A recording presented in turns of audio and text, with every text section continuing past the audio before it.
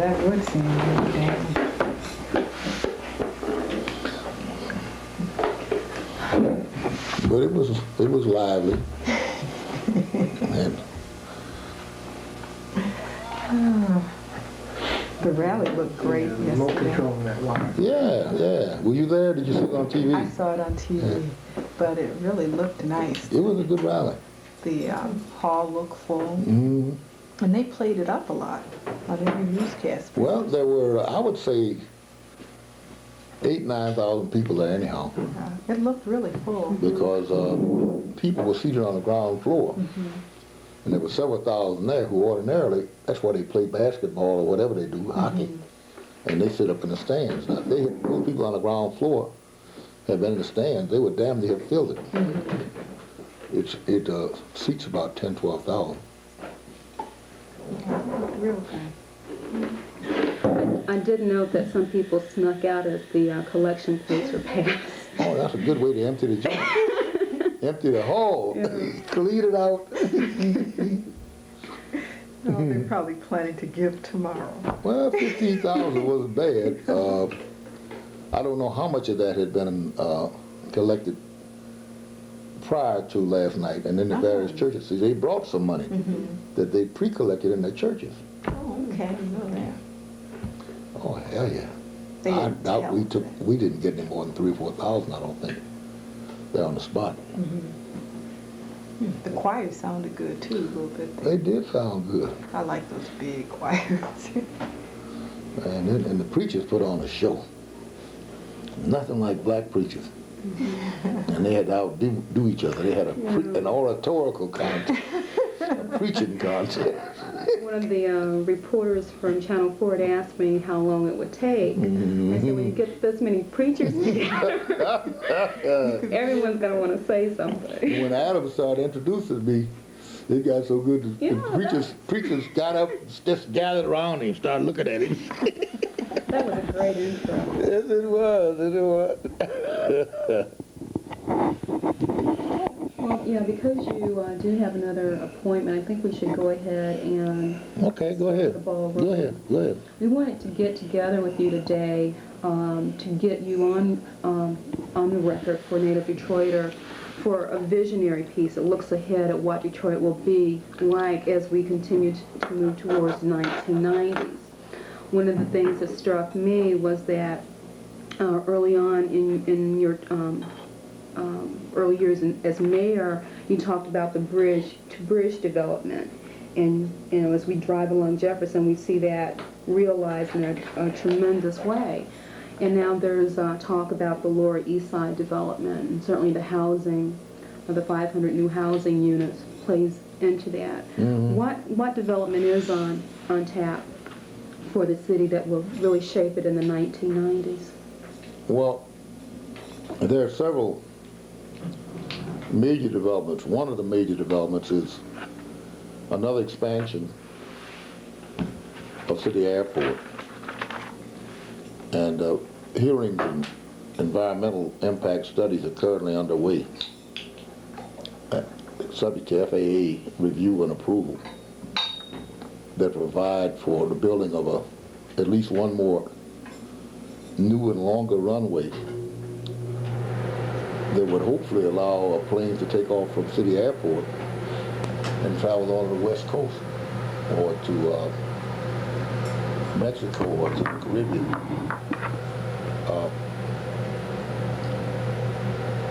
In conjunction with the expansion of the airport and the building of the Chrysler Jefferson Plant, with the already established completion of the Pontchartrain plant, three tremendous developments, total investment of well over $2 billion. We would like to build a new town in town on Detroit's east side. I think that's one of the major things that we'd be looking forward to in the immediate period ahead of us. With the 500 new housing units that you talked about, will provide a significant beginning. 100 of those new houses new freestanding single-family homes will be built in the Jeff Chalmers area, which is immediately adjacent to Greyhaven. Just last Sunday, we opened up Greyhaven, the models there, for inspection. Hopefully by the end of the year, this new development will be completed that will provide for over 100, I've forgotten how many units, of apartments, condominiums or apartments that are in row houses, and one low-rise apartment building that will be the beginning of what I believe will be one of the most attractive living areas in the city, located on the river with enclosed garages in front and backing out on a marina where persons can walk through their homes from their automobile in the garage and get into their boat and be into the Detroit River or Lake St. Clair in 10 minutes. There's nothing like it in too many places in America. There's certainly nothing like it in Michigan. And this is only the beginning of a 3-phase development around Greyhaven. The other new houses I talk about will be the beginning of a new development in housing that will go with the new town in town, together with a new shopping center in that same Jeff Chalmers area, and new training facilities, education facilities, etc. We would like to encourage new housing and new facilities throughout the east side. We're looking at an area, a method of uniting Indian Village and West Village on our near east side with Elmwood 3, which actually ends as you come eastward at Mount Elliot Cemetery. Mount Elliot Cemetery on its eastern boundary is at Mount Elliot. We like to build, and we're looking at building a new development from Mount Elliot back east to Indian Village, all the way down to Jefferson, maybe from Vernon, as openers. As a part of this new town, in town, that will be a tremendous development. We are also looking on the west side, on the riverfront again, toward developing additional port facilities over in the area of Fruehof and the old Port Authority over there. Develop new package handling facilities for freighters, for water traffic, new trucking facilities on the Fruehof facilities for trucking with rail moving in between, so you'll have multimodal transportation center right there on the river. Now that's geared to take advantage of the new trade treaty between the United States and Canada, in which we seek to make Detroit as the largest city along the Canadian-American boundary from the Pacific to the Atlantic. And I believe that Windsor may be the largest Canadian city along that same boundary. We are a logical focal point for an exchange of traffic and for the establishment of maritime and trade-related industries, insurance companies, banks, etc. There's a little bit of that already in Yes. Detroit, but this seems to present an Expand on opportunity. it. That's right. There's no doubt about that. And in addition to that, we've just completed plans, and part of this 500 units of housing we were talking about will go at the foot of the Ambassador Bridge, the American side, where we would, in cooperation with the owners of the bridge and United States Customs, rearrange the buildings there in such a way as to speed up the inspection of goods and guarantee and increase utilization of the Ambassador Bridge. There's been talk about a second bridge across the Detroit River downriver. Well, I don't think that is necessarily necessary when you consider that the Ambassador Bridge is only being utilized for about 30% of its capacity. And the main reason for that is we have an inefficient method of processing traffic through on both sides. So this reorganization that I talk about on the American side is an effort to speed up the flow of traffic through the American side. The Canadians are preparing to do the same thing. So now that's another area in terms of the west side free trade. Third thing that's happening over there still is that the old Michigan Central Depot, owned by a man named Spencer, is still a prime candidate for an international trade center. It's a mammoth building, and it should be restored, and we can make good use of it. Another thing for the west side, this all has to do with commerce, is a high-speed rail train line between Detroit and Chicago. We're now looking at trains that could go 150 miles an hour, like the Japanese trains or the British trains, to over 200 miles an hour, like the French trains. Such a train would be a tremendous shot in the arm for passenger and freight traffic between Chicago and Detroit, and for all the stops along the way. Now, as you know, probably 3/4 of the route, maybe a little more, from Detroit to Chicago runs through Michigan. So Michigan would be a principal beneficiary, and of course we have to have the cooperation of the Michigan state government, as you think of Ann Arbor, Kalamazoo, and all of the stops along the Chicago railroad system between here and Chicago. And of course we'd have to have federal cooperation.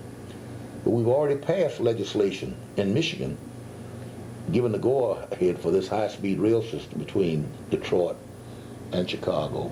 And there's legislation pending, and I believe it will receive favorable consideration before the Illinois legislature. So this is a real possibility.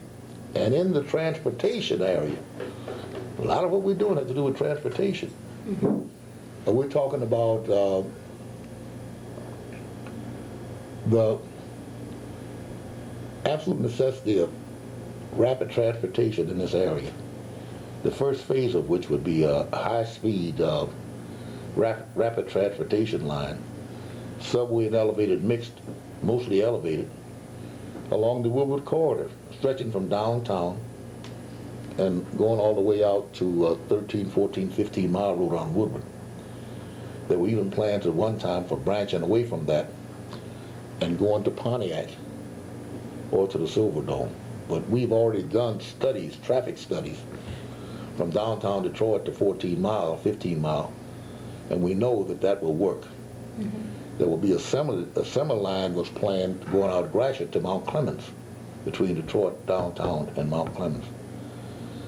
We have to move on that.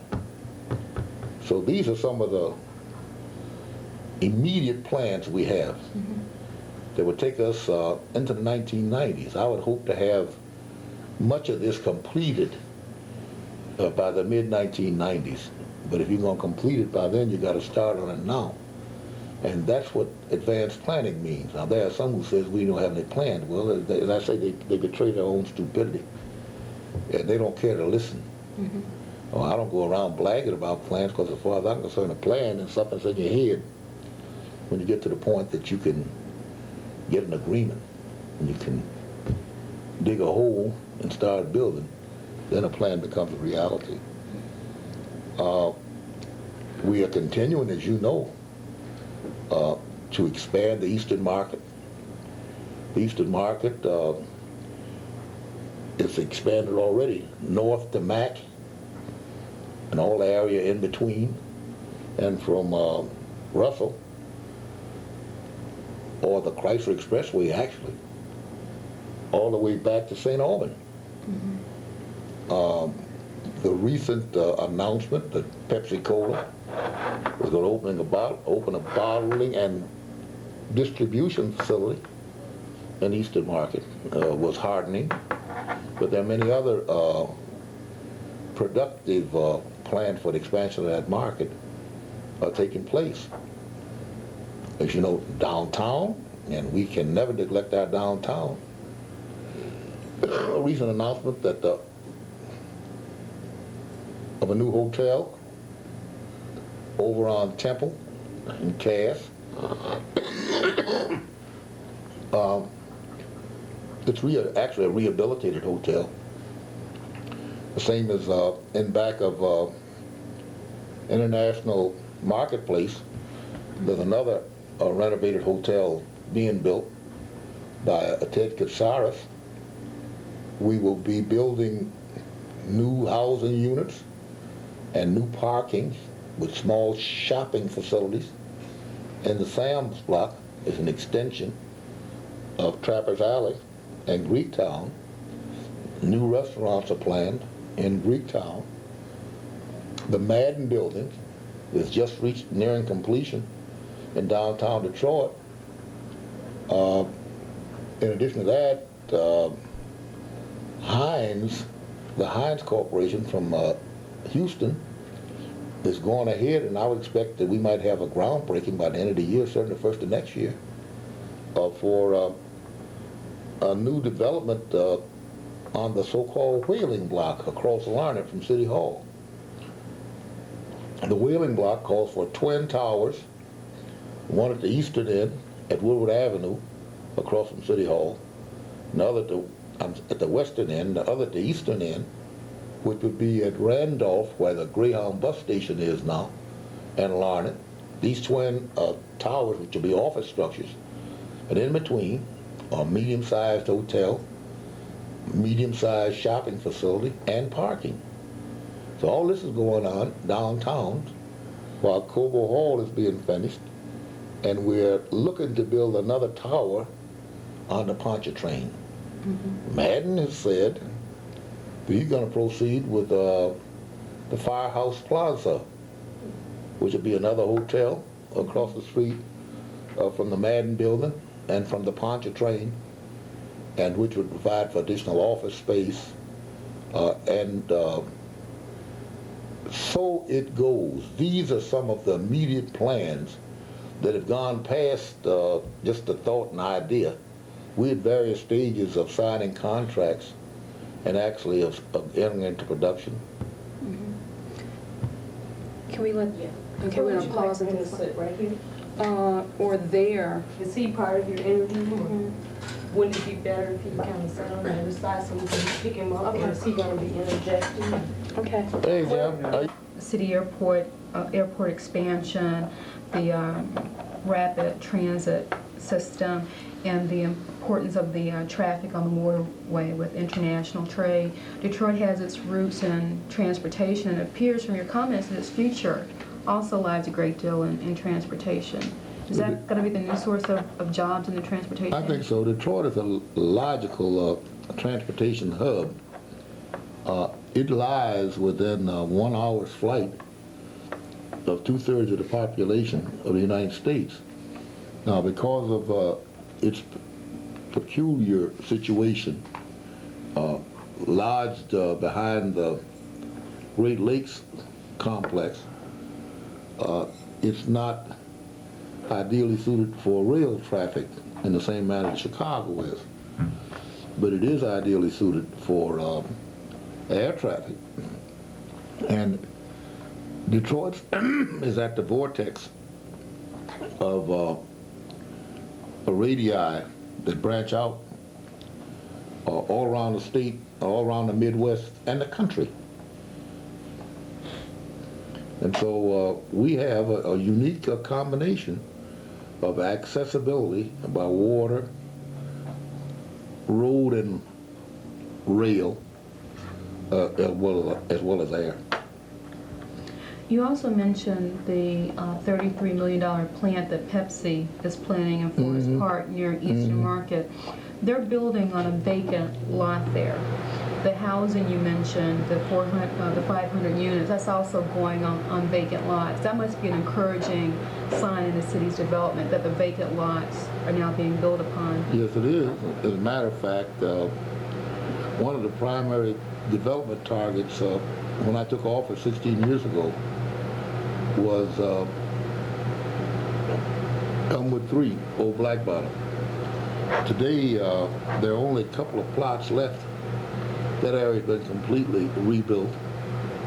The area along Old Hastings Street, which is Chrysler Expressway, all the way from the Jefferson Avenue north to I-94 has also been completely rebuilt. The Pepsi plant that you mentioned is located in that general area, somewhat away from Chrysler. So now we're going from the immediate environment, the vicinity of Chrysler Expressway or Hastings Street, and reaching out toward Russell and beyond Russell or to the railroad, to the Quinta.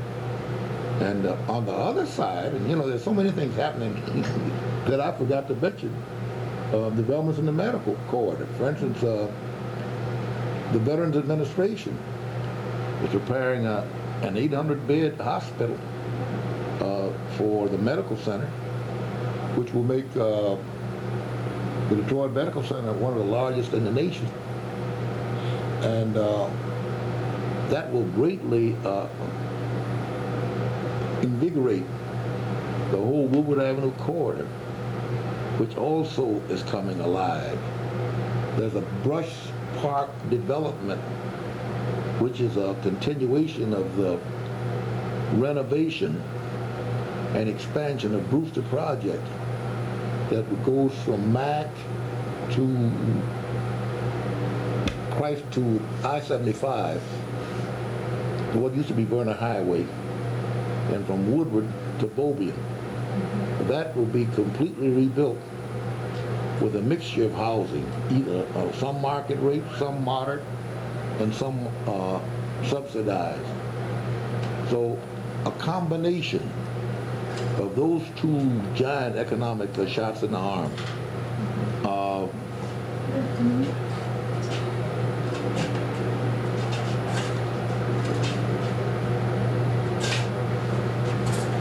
the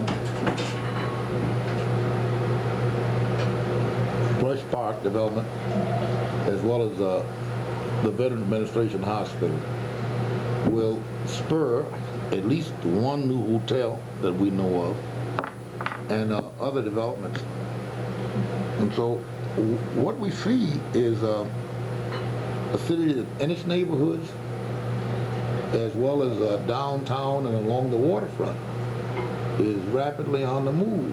Just in the area of shopping centers alone, Gratiot and 7 Mile is going into a major new shopping center development. There's already the largest shopping center in Detroit and one of the largest in the area, at the Van Dyke 8 Mile area.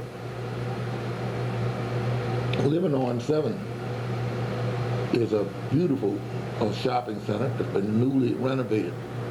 There's activity along Grand River at least 2 or 3 locations where old shopping centers that had fallen to decay are now being restored. And that's also the sign of the health of this city. Another very positive sign is the way churches and religious sponsored community groups have entered into not only the religious life and expanding as churches, and that expansion has been significant, but also expanding in terms of service to the community, in terms of housing and various other community enterprises.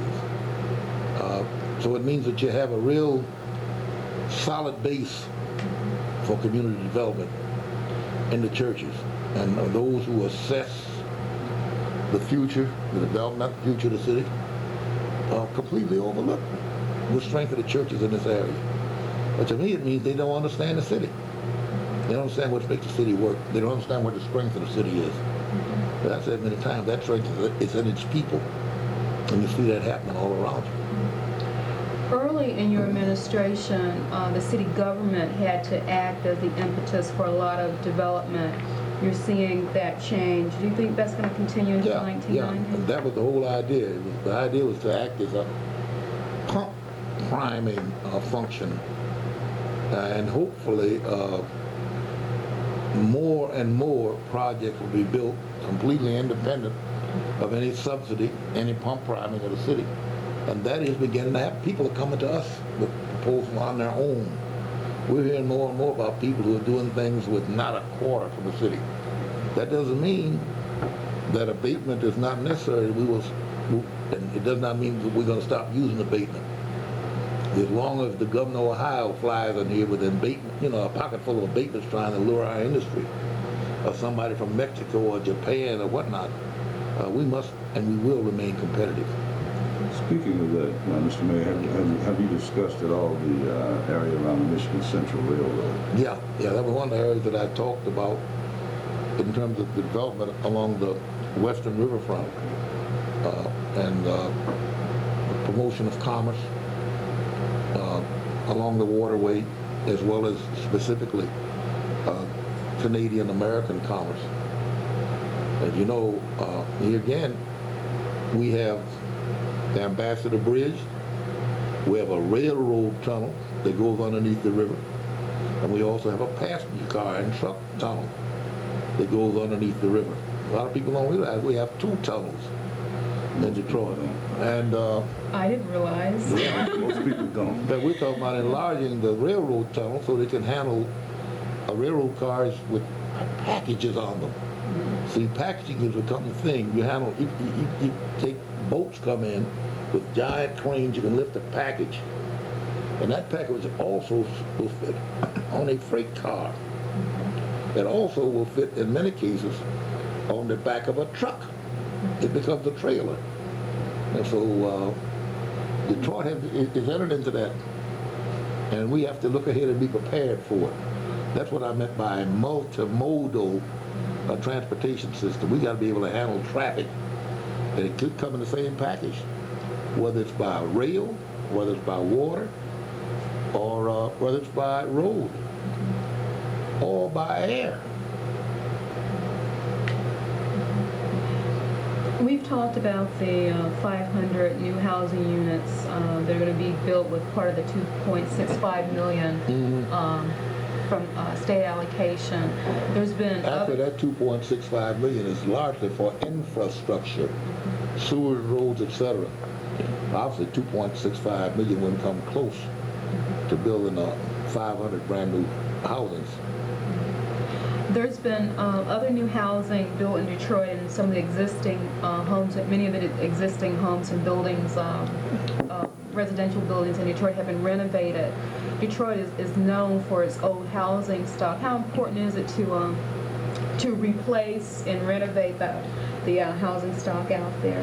I think it's very important, and that was one of the things I was talking to you about when we said we would seek to connect the expansion and renovation that's taking place in Elmwood 3 and along the riverfront going up to Mount Elliot with Indian Village.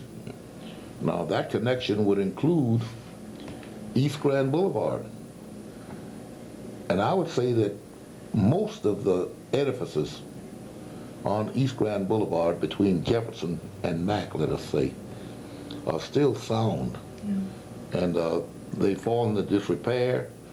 You have a lot of nursing homes and other commercial ventures over there. But that housing could be reclaimed. It's still a potentially beautiful housing. I was been in Indian Village a couple of times in the last several months, and some of the housing over there is irreplaceable. It stands as an oasis, a reminder of what Detroit used to be like. And we're in the business of restoring as much of that as we can, and where it cannot be restored, of building something new and making the new fit in with the old. That seems to play in, as you know, with the so-called regentrification that's taking place in terms of the old so-called gentry class and others coming back Well, into the city. except that we're not building it for the gentry. We're building it for the folks to stay. And we're not rejecting the gentry. Right. We welcome them back, but we're not into gentrification in Detroit. Could we hold that thought? I'm gonna change tapes. Oh, yeah, women too. On the city's population, the census is coming up. What are your expectations for the census? Well, I think we will retain ourselves, our population, at the 1 million mark or somewhat greater. I do not think we will go below 1 million, as some people freely predict. I think we'll do it for 3 reasons. One, there is you can see the beginning of a reversal of the population exodus. The bleeding has just about been stopped, and the blood's about to come back. That's obvious with people from outside the city, mostly young couples, mostly middle class, both black and white, who have expressed an interest and are beginning to move in. There's some tremendous housing bargains to be had in this city. That's one reason. The other reason is that we are going to insist on an honest census count. We've been victimized by undercounts. Every census, since I was a boy, there's always been a tendency on the part of census counters to underestimate, to undercount blacks and other minorities. We sued in 1980 and won the suit in federal court, established the fact that there had been an undercount in Detroit. The Census Bureau took us to Court of Appeals in Cincinnati, where the court made a funny ruling. They upheld the fact that we had been undercounted. They said, "You're right, Detroit, you were undercounted." But they knocked out the part where the federal government and the Census Bureau had to make reparations. And so they said, "You've been hurt," but they refused to give us a Band-Aid or any other type of relief. We're back at it again, together with New York and many other cities. We're back in court, insisting on a fair count. We've demanded and received some degree of cooperation from the Census Bureau in helping to place people with them in orienting some of their own people. And that's the third. And we will be actively ourselves encouraging Detroit citizens to approach the census taking. And I know that's rough, because generally speaking, the folks in the city, particularly in the ghetto, don't trust strangers with clipboards under their arms and in white shirts. But in any event, we're going to try and get the folks to make it every 10-year exception and talk to the census taker. Commander Ingram mentioned that gentrification is taking place in some other cities, but Detroit seems to be poising itself in terms of entering the 1990s still with a lot of affordable housing for everybody. There's a lot of low-income housing out there too, including some that's been recently built during your administration. Yeah, that's true. I don't think we have the same housing situation shortage in Detroit that you have in most other cities, and mainly because Detroit has lost more population than any other city in the world. Within a 40-year period, we've lost half of our population.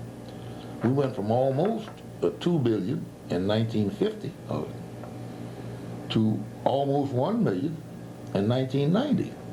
That's a 50% population loss. We've lost 1 million people. And that leaves us behind, and we've retained the same area.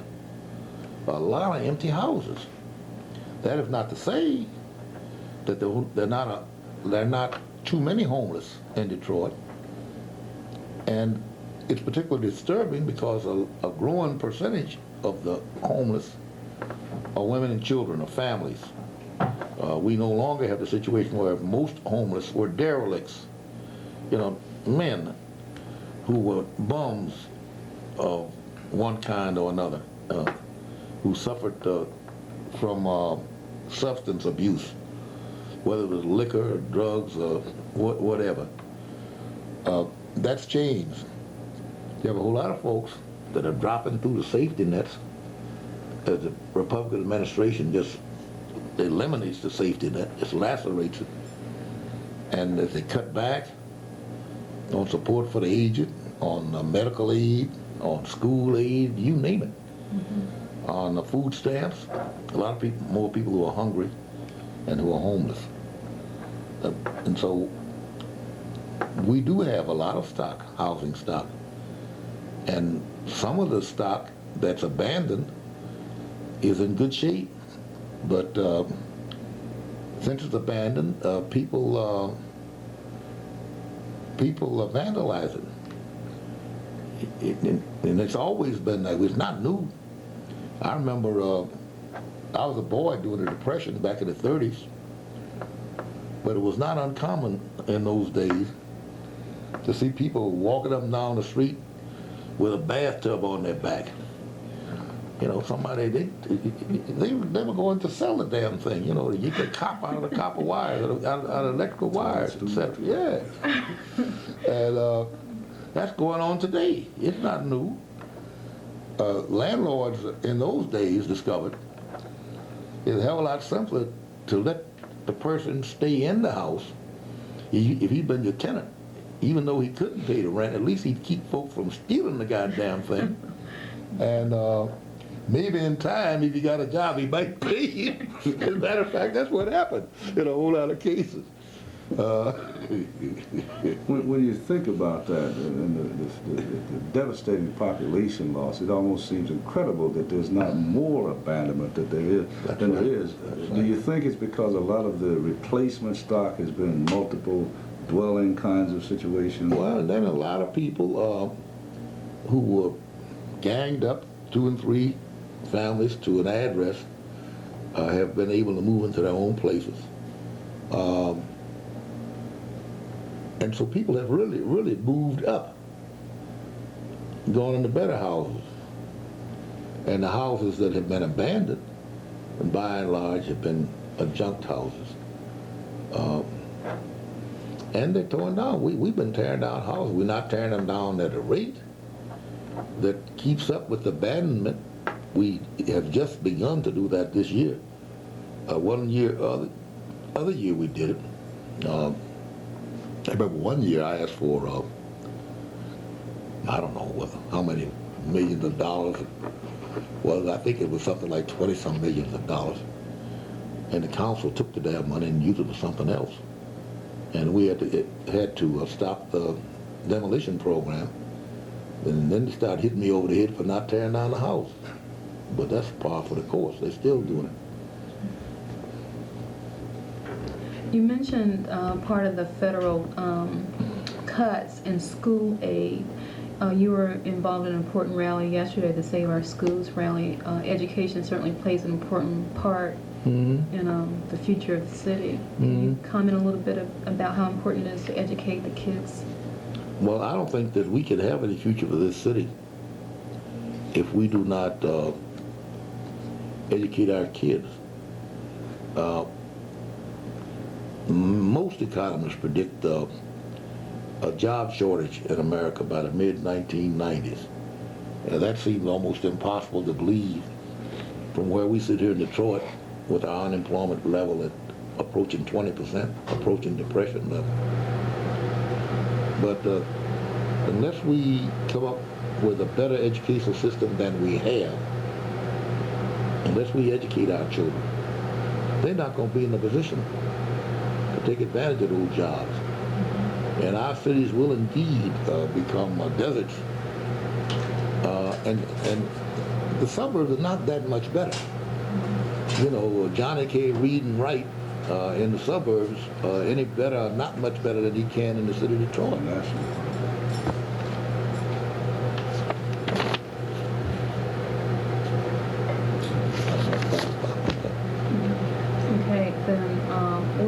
quickly to the recent attack plan announced by President Bush against drugs. That seems to it seems to be a rallying cry for the 1990s that the federal government is going to try to finally enter the race with cities to stop drug trafficking, which results in so many crime problems in the cities.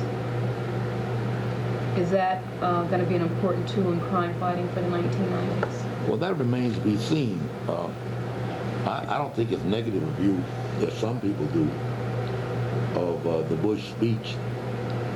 I think it was positive in the sense that it marked the first time that the national administration has recognized that drugs is not only a city problem, it's not only a ghetto problem, but it's in Main Street America. It's out in the suburbs, it's out in all these little towns that folks thought were immune. So they thought that this was a black problem, and it's clear that it is not. And I think Bush made a major contribution to understanding the problem when he said it's all our problem. If we don't stop it, we're all in trouble. After he said that, he didn't provide enough money to finance any of the several good programs he outlined. But you got to start somewhere.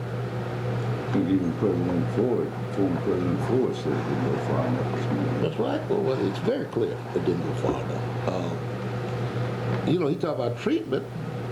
You could take all the new money that he proposed, and it wouldn't pay for treatment. Everybody needs treatment. And if treatment on demand is not available, then it doesn't mean anything.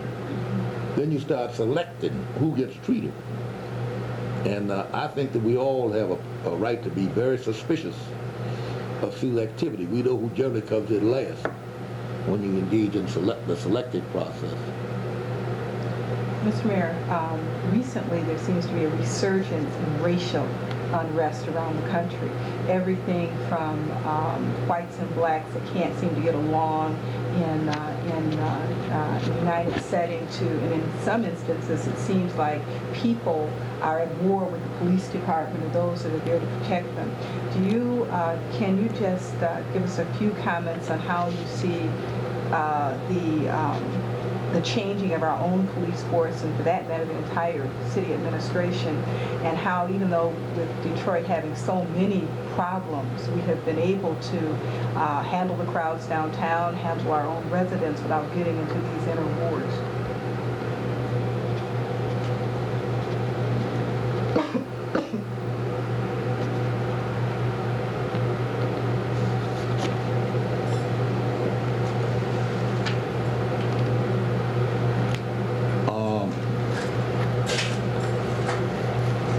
I think that we have a professional police department. We have a police department that is representative, reflective of the community, which means that the community is more apt to accept direction. For instance, the black community is much more apt to accept direction from the police department, which they see as many black faces, or perhaps more than they see white faces. It's not like it used to be, where it was a foreign army of occupation.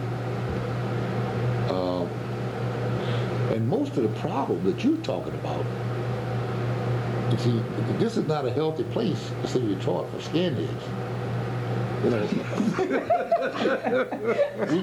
don't have them,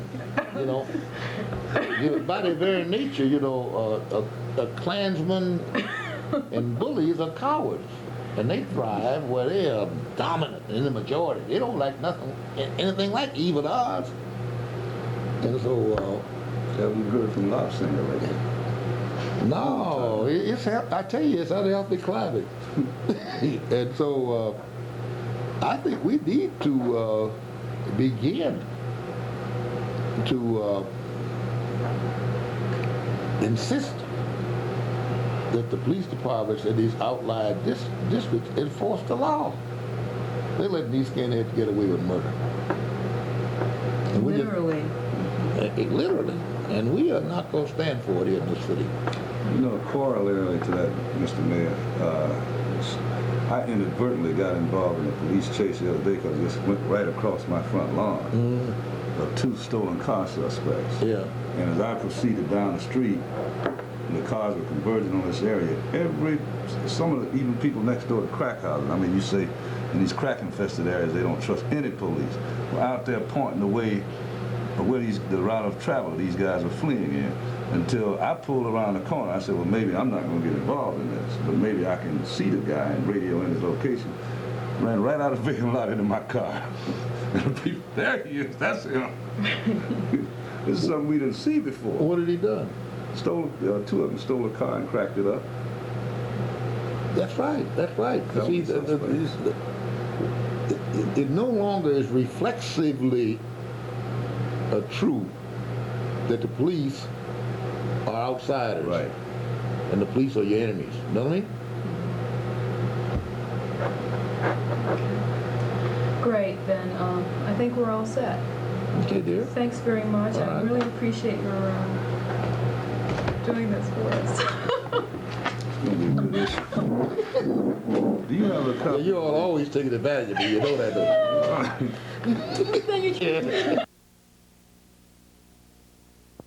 you? Deals cross the desk of, and I don't want to name names again, but